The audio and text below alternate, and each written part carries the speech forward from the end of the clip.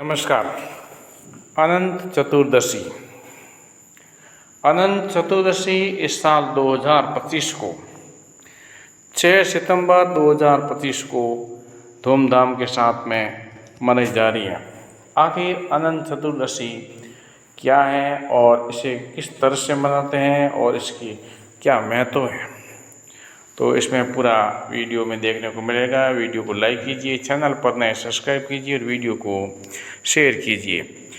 अनंत चतुर्दशी भगवान विष्णु की पूजा करने, गणेश जी की पूजा सर्जन करने और सुख समृद्धि व मोक्ष की प्राप्ति के लिए एक महत्वपूर्ण धार्मिक पर्व है।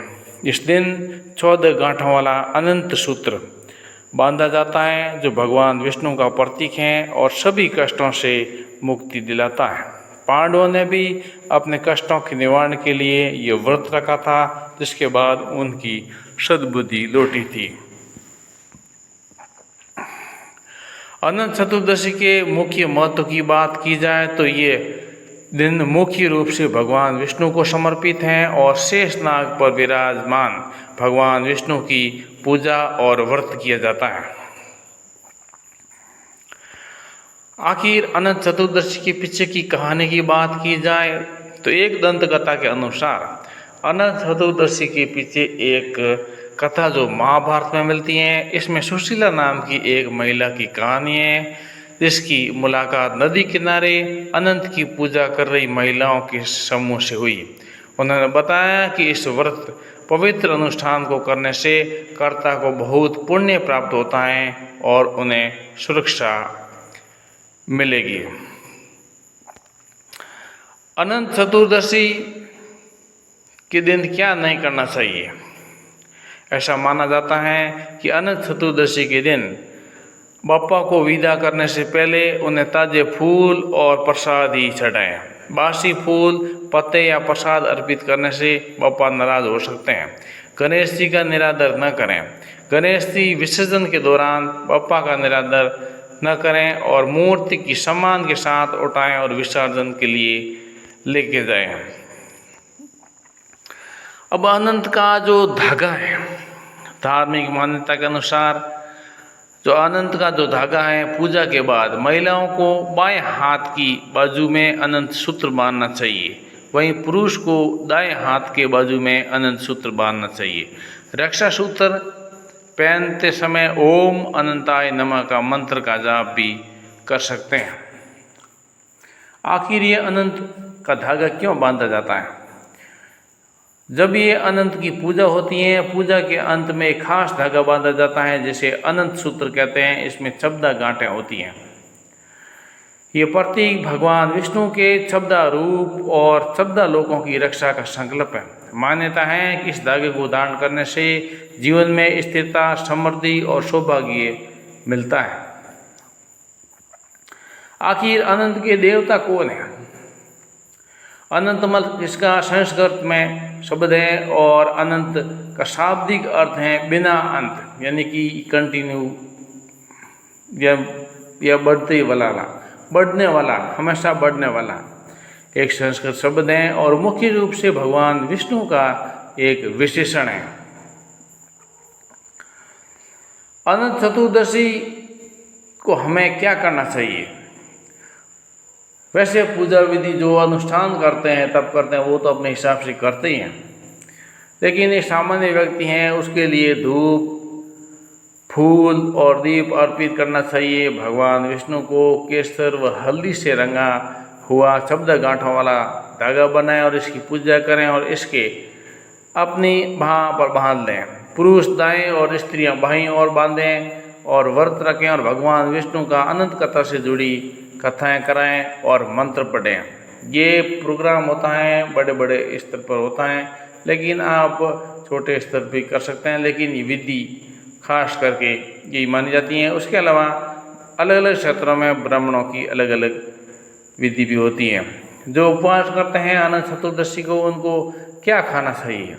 क्योंकि गणेश भगवान जी की स्थापना करने से पूरे 10वें दिन उनका विसर्जन करने का विधान है। अनंत चतुर्दशी वाले दिन बहुत सारे लोग व्रत भी करते हैं। वैसे तो फलाहारी खाने से लोग कट्टू के आटे से बनी चीज़ें, आलू और साबूदाना ज़्यादातर खाते हैं, तो वो भी खा सकते हैं। आखिर अनंत चतुर्दशी पर गणेश विसर्जन क्यों होता है?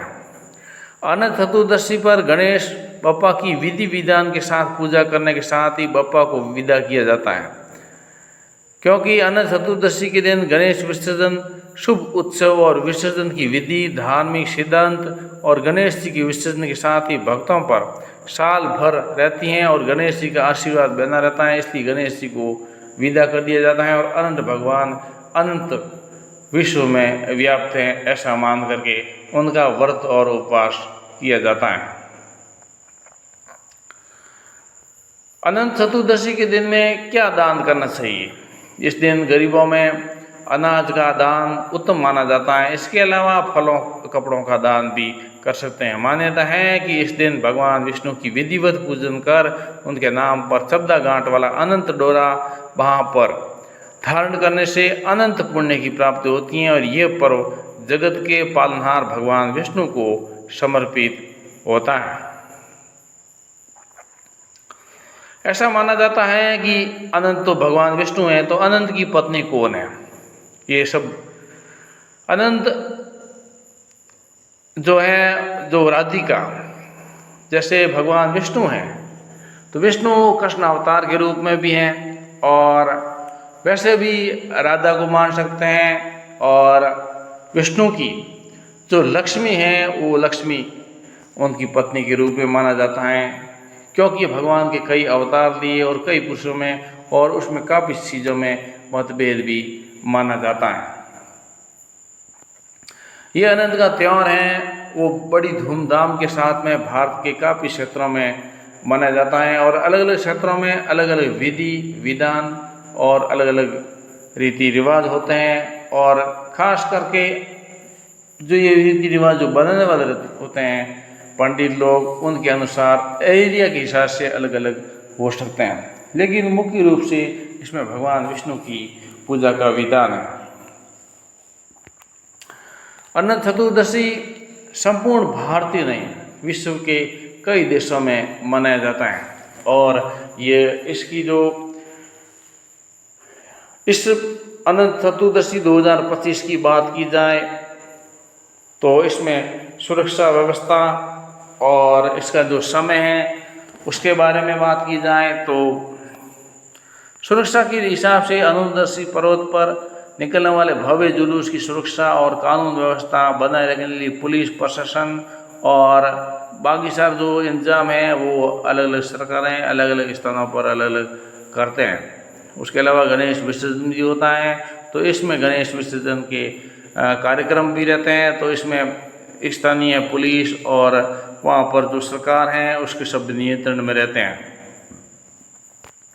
वीडियो को लाइक कीजिए, चैनल पर नए सब्सक्राइब कीजिए और वीडियो को शेयर कीजिए। अनंत चतुर्दशी की मुहूर्त की बात की जाए तो अनंत चतुर्दशी 6 सितंबर 2025 को सुबह 8:35 लगेगी और दोपहर को 3:10 तक शुभ मुहूर्त है। अनंत चतुर्दशी शनिवार को मनाया जाएगा जब भगवान विष्णु की पूजा की जाती है। इस व्रत से संकटों से मुक्ति मिलती है और पुण्य का क्षय नहीं होता और पांडवों ने भी इस व्रत को संकट से मुक्ति के लिए किया था। ऐसा माना जाता है अनंत चतुर्दशी व्रत से पुण्य का क्षय नहीं होता है। अनंत चतुर्दशी के दिन शयन कर रहे भगवान विष्णु का पूजन किया जाता है और माना जाता है कि इस दिन व्रत रखने से मिलने वाला पुण्य कभी समाप्त नहीं होता है, अनंत हो जाता है। इस व्रत से सभी कष्टों से मुक्ति मिल जाती है और ये जो मुहूर्त है वो सुबह 8:35 से दोपहर 3:10 तक शुभ मुहूर्त है। और मान्यता है कि इस जब पांडव जुए में अपना सब कुछ हार कर वन की ओर भटक रहे थे तब भगवान श्री कृष्ण ने उनका अनंत चतुर्दशी व्रत रखने की सलाह दी थी, ऐसी पुराणों में। उन्होंने पूरी विधि विधान से व्रत किया और अनंत सूत्र बांधा। इसके बाद उनके संकट समाप्त हो गए थे और पूजन के बाद इस दिन अनंत सूत्र बांधने की भी परंपरा है। कहा जाता है कि अनंत सूत्र धारण करने से हर तरह की मुसीबतों से रक्षा होती है।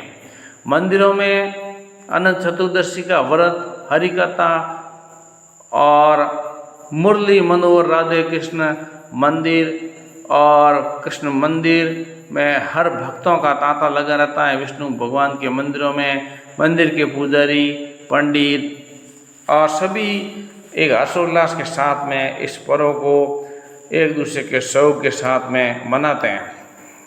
पूजा अर्चना आचार्य पंडितों के द्वारा, हाँ सिंगल है तो उनके लिए अलग पंडित, और सामूहिक रूप से है तो सामूहिक पूजा भी की जाती है। इस प्रकार से अनंत त्यौहार हैं, उसकी महिमा भी अनंत है।